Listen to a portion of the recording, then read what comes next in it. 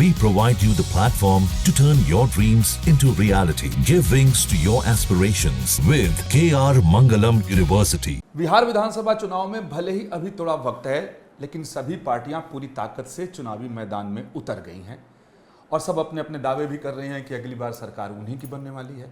तो बिहार के जो सबसे मशहूर चेहरा है, सांसद हैं पप्पू यादव जी, उनसे बात करते हैं और जानने और समझने की कोशिश करते हैं कि इस बार जो महागठबंधन जो दावा कर रहा है, उनकी दावेदारी है, वो किस हद तक उस दावेदारी को वो पालेंगे। पप्पू जी, बहुत स्वागत है न्यूज नेशन में आपका। धन्यवाद, नमस्कार, प्रणाम।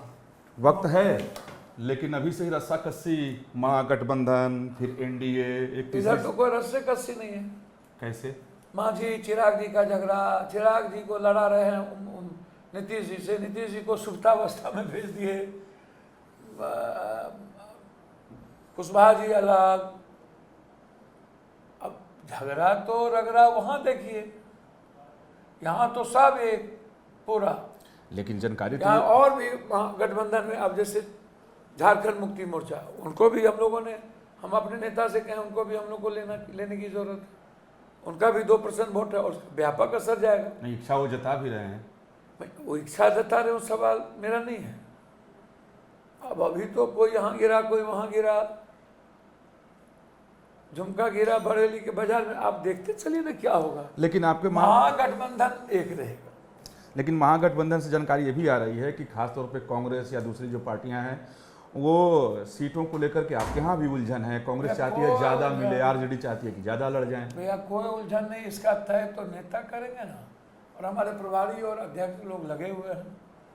हमारा दायित्व या हमारी जो भावना हुआ है, कांग्रेस पार्टी का रेस्पेक्ट, हमारे नेता का विजन, जिस पर हम एनडीए को हराएंगे, और हम कांग्रेस वर्कर का रेस्पेक्ट, ये इम्पोर्टेंट है। पप्पू जी, इस बिहार विधानसभा चुनाव जो आने वाला, उसमें हम देख रहे हैं कि बिहार की चर्चा अगर भारत में कहीं होती है तो विकास के मुद्दे पर। पिछड़ा राज्य है, यहाँ डेवलपमेंट नहीं हुआ होता है, और चुनाव के अवसर पे जो यहाँ आप लोगों की तरफ से बात हो रही है, वो जा करके वोटर लिस्ट रिवीजन पे फंस गया है। ऐसा क्यों? एक बात आप हमको बताइए, हम आपसे पूछ रहे हैं बहुत क्लियर कि बीजेपी जीतती कैसे जीती? आज तक वोट चोरी करके, सारी संस्थाओं को खत्म करके, ईडी सीबीआई सारी चीज़ों को खत्म करके, डेमोक्रेसी को खत्म करके। आप याद है चंडीगढ़ का क्या हाल हुआ था? बीजेपी ने क्या किया? जीता कोई चेयरमैन किसी को बना दिया। आप भूल जाते हैं। चुनाव है, 2 महीना पहले चुनाव करते हैं, 2-3 महीना बाद स्टेट में। एक स्टेट 2 साल चल रहा है, पता चला एक स्टेट को बाद में किया, एक स्टेट को पहले कर लिए। अब चुनाव आयोग की स्थिति देखिए ना भाई। चुनाव आयोग क्या कर दिया? जो ईमानदार चुनाव आयोग था छोड़ के चले गए। अभी तो धृतराज बन गए हैं। ये एक विंग बन गया है चुनाव आयोग बीजेपी का। अभी देखिए महाराष्ट्र की स्थिति में क्या हुआ, दिल्ली में क्या हुआ। लेकिन संवैधानिक संस्था चुनाव आयोग पर सीधे आप सवाल या निशान खड़े कर देते हैं। संवैधानिक संस्था हद हो गया। डेमोक्रेसी में वो आका है, अलाउद्दीन के चिराग हैं। क्या संवैधानिक संस्था गलत करेगी तो उस पर क्या नहीं बोलना चाहिए? आप तो जैसी संवैधानिक संस्था सारी मर्यादाओं को खो दे, संविधान से चले नहीं। जिस देश में जो वोटर लिस्ट है, इसी पर तो 16 साल, 6 साल, 11 साल, 17 साल बीजेपी ने देश का पीएम बने, विभिन्न जगहों पर सरकार बनाई। उसी आधार कार्ड को आपने आइकॉन बनाया, उसी आधार कार्ड को आपने ड्रीम प्रोजेक्ट जो मनमोहन सिंह जी ने आया उसको बना लिया, उसके साथ राशन कार्ड से लेके सब कुछ का लिंक किया, और उस आधार कार्ड की वैल्यू बहुत ज़्यादा बढ़ी। अब आप कर रहे हैं ना राशन कार्ड की वैल्यू, ना आधार कार्ड, ना वोट कार्ड, कुछ ही कार्ड की वैल्यू नहीं। तो रिवीजन की आवश्यकता आपके हिसाब से है या नहीं है? चुनाव आयोग को ये पावर है या किस एक्ट के तहत वो एसआईआर कर रहे हैं? और सुप्रीम कोर्ट ने उनको कहा कि आप नागरिकता को तय तो नहीं कर सकते, आप वोटर लिस्ट एसआईआर करने का किस रूल के तहत कर रहे हैं? 6 महीना पहले वोटर लिस्ट बना। लगातार अरुण जेटली का बयान आप उठा करके देखिए लॉ कि किस परिस्थिति में वोटर लिस्ट में नाम ऐड होगा, किस परिस्थिति में हटेगा। वो सारी चीज इनके अरुण जेटली जी ने इनको बताया हुआ है। लेकिन इनका तो जल्दीबाजी है कि बिहार में हमको वोट के मताधिकार को खत्म करके हमको चुनाव जीतना है। हर चुनाव को ये कभी पुलवामा, कभी सिंदूर, कभी कब्रिस्तान, शमशान, ईद, बकरीद, जिन्ना, पाकिस्तान, एनआरसी, सीए, तलाक, वक्फ बोर्ड, इनके पास कोई मुद्दा हो तब ना।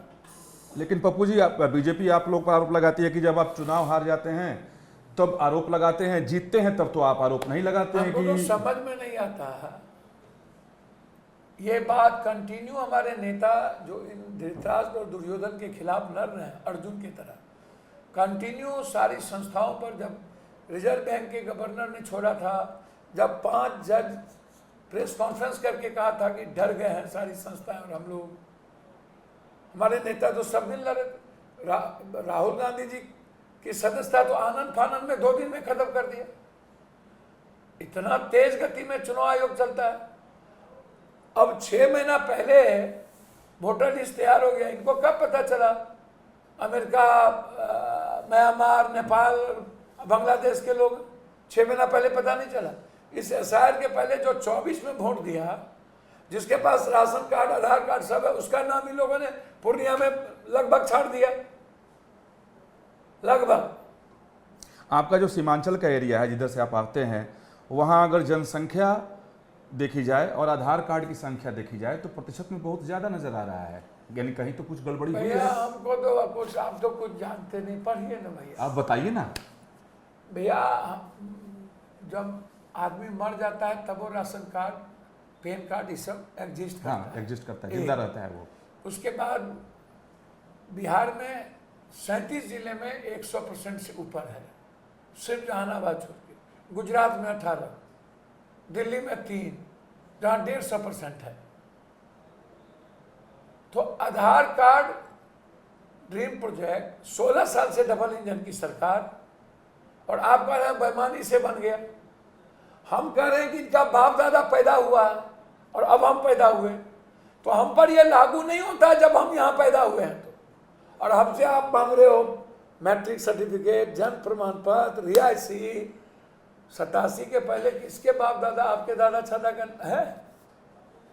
किसके बाप दादा का जन्म पत्र है? और 14% मात्र मैट्रिक है। ईबीसी, एसटी, एससी, ओबीसी 2% भी नहीं है। बीजेपी के वर्कर से वोटर लिस्ट चेक हो रहा है, बीएलओ जाकर के फॉर्म भर रहा है। बीएलओ को कह दिया गया कि कितना नाम हटाना है, कितना नाम जोड़ना है।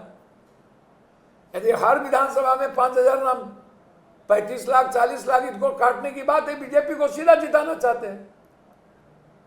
भाई ऐसी, जब आप दलित, एसटी, एबीसी, माइनॉरिटीज को खत्म ही कर दोगे, वोट का अधिकार नहीं, पहले नोटबंदी या वोटबंदी, अब तो नसबंदी का ही कर दिया। मैं इसी वोटबंदी वाले पर ही आना चाह रहा था। आपके इलाके में कि बहुत सारे नेपाली, बांग्लादेशी और ये कहां से इसको पता चला? 6 महीना पहले पता नहीं चला? ये दोषी कौन है? कौन इसको मना कर रहा है? आप चुनाव के बाद आप पूरे देश का कराइए फिर से। और अभी तो हम पर्चा दिए ही हैं, अब पर्चा लिए नहीं, और अब बोल रहा है कि सबके पास आधार कार्ड है। नेपाली, म्यांमार, किस आधार पर ये बोल रहे हैं? आधार क्या है इसका? कह रहे हैं कि जब चेकिंग शुरू हुई है तो पाया गया है। भैया आधार क्या है कि चेकिंग 16 साल से चुल्लू भर पानी में डूब के मर जाइए। अच्छा, एनडीए की और तरफ अब तो चंद्रबाबू नायडू और जनता दल यू ने भी चुनाव आयोग के थॉट प्रोसेस का विरोध कर दिया कल। अब तो इन्हीं के घटक दोनों विरोध कर दिया। तो सदन में तो लाएंगे हम लोग इस इशू पर अविश्वास प्रस्ताव।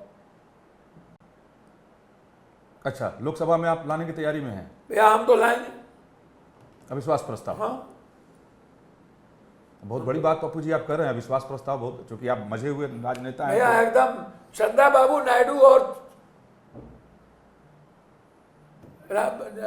चिराग जी, नीतीश जी, सबसे चुनाव आयोग के सवाल पर बातचीत होगी। और हम चाहेंगे चंद्रबाबू नायडू इस सब इतने बड़े लोकतंत्र विरोधी के खिलाफ अविश्वास प्रस्ताव में सब लोग साथ, अविश्वास प्रस्ताव लाना चाहिए। तो देखिए एनडीए घटक दल यही कह रहा है कि हम लोग चूंकि 20 साल के विकास सुशासन को मुद्दा बनाकर मैदान में उतर रहे हैं, महागठबंधन को लग रहा है कि नुकसान होगा, इसलिए आप लोग इस कल मुद्दे को उठा 18 रहे हैं। तारीख को मोतिहारी जा रहे हैं। मोतिहारी का चीनी मिल 3 बार गए, तीनों बार में मोतिहारी का चीनी मिल बंद हो गया, 4 मर्डर हो गया और वहां से सारा गुंडा मोतिहारी का चीनी मिल बेच दिया। क्या जवाब देंगे मोतिहारी में जाकर? चीनी मिल क्या हुआ?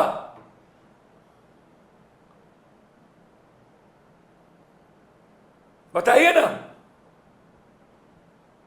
एक 6 लेन नहीं, 3 करोड़ लोग बाहर, 80 लाख छात्र, 2.5 करोड़ मजदूर, गरीबी सबसे ज्यादा, विशेष राज नहीं, विशेष पैकेज नहीं, 73% बाढ़ में। उसके बाद आप यहां पर आप वोटबंदी कर रहे हैं। पीएम आ रहे हैं, बहुत तोहफा देकर जाएंगे बिहार को। भैया 1 रुपया मिलता है क्या? कभी मिला क्या? 3 बार में बिहार को कुछ मिला क्या? विशेष राज दिया क्या? चुनाव आता, उसके पहले भी लोगों ने कहा हम दलित मरेगा तो नौकरी देंगे, 2 लाख रुपया देंगे, बीए को 2 लाख रुपया देंगे रोजगार करने। अब अबड़ी चुनाव आया तो कह रहा सभा से यूनिट बिजली। ये जुमलाबाजी कब तक? चुनाव आता है तो इनकी जुमलाबाजी शुरू हो जाती है। नहीं, नीतीश जी तो कह रहे हैं कि उन्होंने लगातार घोषणा की है कि युवाओं को रोजगार मिलेगा, अरे नौकरी भैया, मिलेगी। 2 करोड़ मिल गया, 15 लाख रुपया मिल गया। ब्लैक मनी का क्या हुआ? डॉलर का क्या हुआ? रुपया का क्या हुआ? शेयर मार्केट का क्या हुआ? जाली नोट का क्या हुआ? नोटबंदी का क्या हुआ? जीएसटी का क्या हुआ? क्या बोलते रहते हैं? आयुष्मान का क्या हुआ? नौकरी का क्या हुआ? अग्निवीर प्लान क्या हुआ? लगभग फैक्ट्रियां बाहर चली गई। बिहार में लगभग फैक्ट्रियां बंद हो गई। जब पूंजी निवेश हुआ ही नहीं तो डेवलप कहां से? ये सीधा मेरा सवाल ये है कि एक साथ एक नीतीश कुमार के स्वास्थ्य को लेकर के आप लोगों की तरफ से बहुत हमले किए जाते हैं। उन्होंने कहना है कि आप लोग मौजूदा मुख्यमंत्री का अपमान करते हैं, वो बिल्कुल स्वस्थ हैं, चुनाव प्रचार कर रहे हैं, सरकार चला रहे हैं, तो आप लोग क्यों अपमानित कर रहे हैं? ये सरकार चला रहा है, आप ही लोग कह रहे हैं। नरेंद्र मोदी कह रहा था पागल हो गया है मध्य प्रदेश से, तब इधर ठीक थे। जब नरेंद्र मोदी इधर हो हैं तो तब उधर हद हो गया। नरेंद्र मोदी तो बोले थे कि आप अभी जब सदन में बात आई थी कैसे बच्चों को रोका जाए, तो नीतीश कुमार के बारे में क्या बोला गया था? आप सबसे बड़ा मुद्दा क्या मानते हैं इस बार के बिहार विधानसभा चुनाव में? भ्रष्टाचार, गुंडाराज, गरीबों पर हमला, सारी संस्थाएं भंग, ममता आशा आंगनबाड़ी सब खत्म, जनप्रतिनिधि का कुछ नहीं, पंचायती राज को खत्म। आप गुंडा राज कर रहे हो, कह रहे हैं हम सुशासन के बल पे ही चुनाव जीतेंगे। इससे बड़ा महागुंडा राज क्या होगा? एक दिन में 12 हत्या पटना में होती है, सारे कारोबारी भाग रहे हैं, पारस में ढुक के मार दिया गया। अब क्या बचा भाई? वो तो कह रहे हैं कि ये सब आरजेडी के गुंडे कर रहे हैं। हद हो गया। बीजेपी के जो डिप्टी सीएम उन्होंने सीधा आरोप लगाया है। भैया उन्हीं के क्षेत्र में चंदन सिंह मुखिया कौन मारा, उनसे पूछ लीजिए। इन्हीं के कास्ट है चंदन सिंह मुखिया और वार्ड सदस्य को मार दिया। जिला तो इनसे समझता नहीं, क्या बोलते रहते हैं। अच्छा पप्पू जी, नरसंहार कौन किया सिवान में? पीके कितना बड़ा फैक्टर है? अब हम सबका प्रवक्ता है। प्रवक्ता नहीं, फैक्टर की बात पूछ रहा हूं। कोई फैक्टर नहीं, यहाँ पर बिल्कुल आर पार की लड़ाई है, सीधा कोई फैक्टर नहीं। पूरा महागठबंधन को कहीं नुकसान पहुंचा रहे हैं वो? भैया हंस क्यों रहे हैं आप? भैया अद्दे हो गया, हम किसी के बारे में कुछ नहीं बोले। क्योंकि तमाम बीजेपी के नेता कह रहे हैं कि तो बी टीम की तरह काम कर रहे हैं आरजेडी के लिए और महागठबंधन के लिए। भैया मैंने कहा ना, हम कुछ नहीं बोले। अच्छा चलिए, लास्ट में चलते चलते एक सवाल आपसे कि आपका रथ पर चढ़ने वाला को लेकर के काफी राजनीतिक तनकीद किया गया। गलत बात, कोई मतलब नहीं। पप्पू यादव गरीबों के दिल में है भैया, पागल हैं। हम गरीब को भगवान मानते हैं और मिडिल क्लास को। पूरे देश के गरीबों का आंसू बेटे की तरह हम पूछने जाते हैं, एम्बुलेंस और हवा से पहले पहुंचते हैं। न मैंने कभी जात और धर्म देखा, पूरे यूथ अपना भाई मानता हो जिसको, और सबकी सेवा और मदद करते हो। पप्पू यादव वैसे ही सब माँ का गोदी का भी ऐसा हीरो बेटा है जिसका हिसाब नहीं। हमको क्या जरूरत किसी की? 7 बार हम सांसद रह गए, निर्दलीय सांसद एमएलए रहे हैं।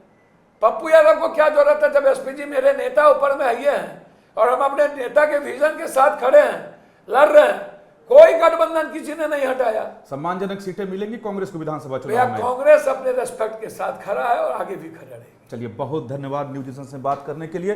तो पप्पू यादव का साफ कहना है कि इस बार के बिहार विधानसभा चुनाव में महागठबंधन की जीत होगी और इस बार भी ये लोग कानून व्यवस्था और विकास को मुद्दा बनाएंगे। वीडियो जर्नलिस्ट जयराम यादव के साथ विकास चंद्र, न्यूज नेशन, पटना। जहां भक्ति है हर शब्द में, कथाओं में छुपे हैं दिव्य रहस्य और ज्योतिष देता है जीवन को दिशा। धर्म से जुड़ी हर बातों को जानने के लिए हमारे चैनल स्तुति को सब्सक्राइब करें। चैनल पर जाने के लिए इस लिंक पर क्लिक करें।